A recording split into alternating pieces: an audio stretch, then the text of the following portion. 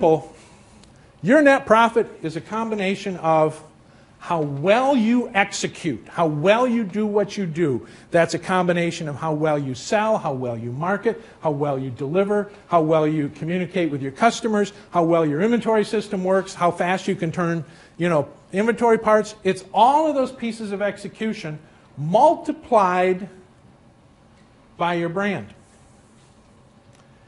If there are people out there who don't trust you, do you think you get the chance to execute?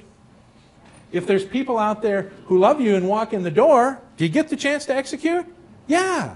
So the brand is really all about getting in at bat. And today, we're going to show you a little, depending if we have the time, I think we will, about a 3-minute video later on the digital world today. But today, 70% of the research your customer does about you, does anybody know the rest of this? Is before they ever meet you.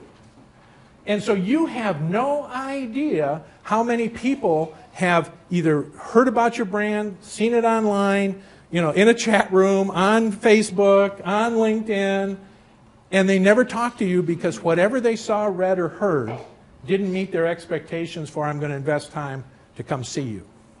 Okay? So brand is a big deal today, and it's getting bigger, and I do not mean your logo. Brand is the experience that the market has with you. That's what your brand is. And if you don't spend 1 penny on brand, do you have one?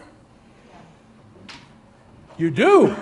Because people are experiencing you, and they're telling their friends about the experience, whether you spent 1 penny of intentional money or not. So this is not optional. You got one. You're going to have one. Your only choice is whether it's intentional or unintentional.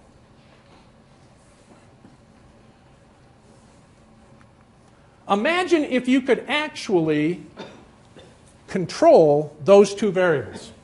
If you could easily control those 2 variables to manage your business, would that make sense? Yeah, okay. So how do we do that? How do we manage brand?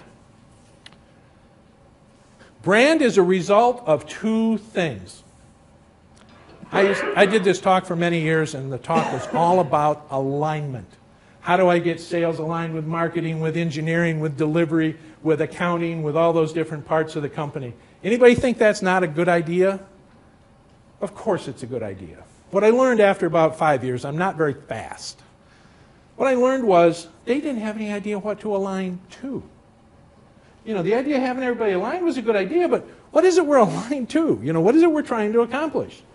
So what I finally arrived at was the missing piece in business is a conscious revenue strategy. And those 5 questions I sent you are the fundamental part of a revenue strategy.